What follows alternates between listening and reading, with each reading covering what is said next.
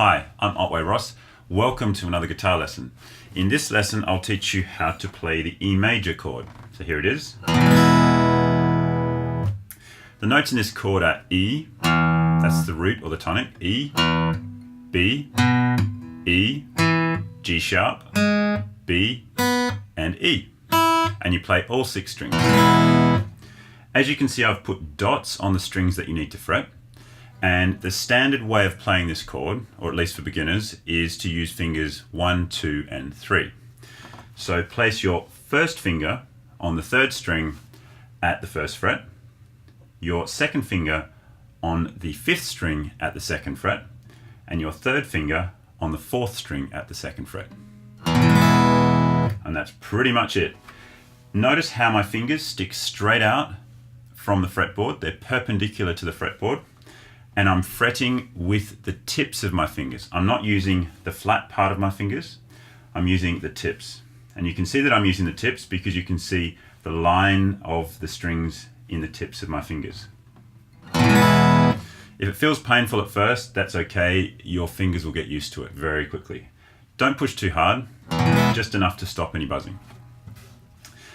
On the back with the thumb, you'll notice that I'm using the middle of the neck and I'm putting the joint of my thumb on the middle of the neck.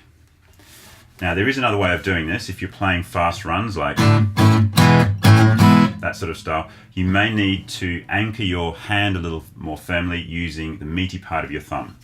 But to start with, I recommend using the middle part of your thumb on the middle part of the neck.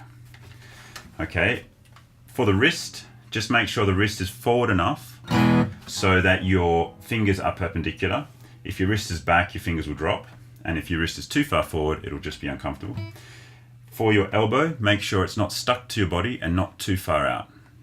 Just a little, about 4 inches away from your body. And move it around just to make sure that it feels comfortable and there aren't any buzzers.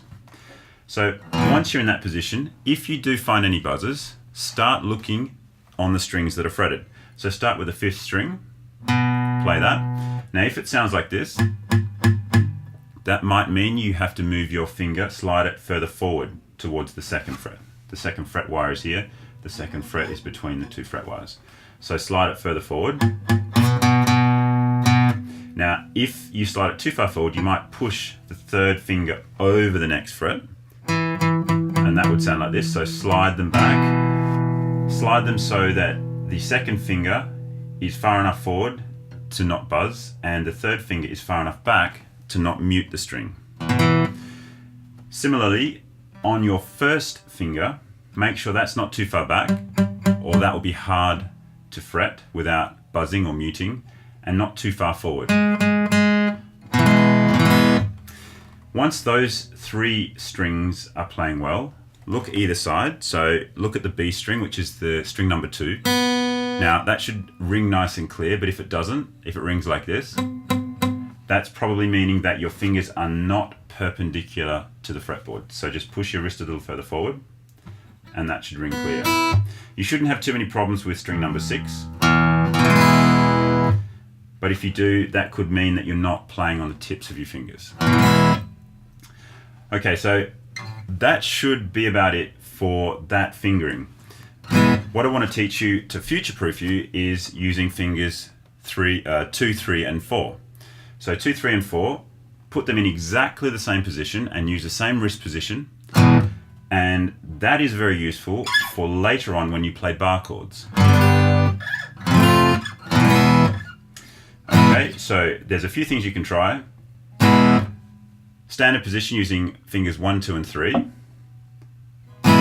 Play around with the position of your thumb, but I suggest starting with your thumb in the middle of the neck at the thumb joint.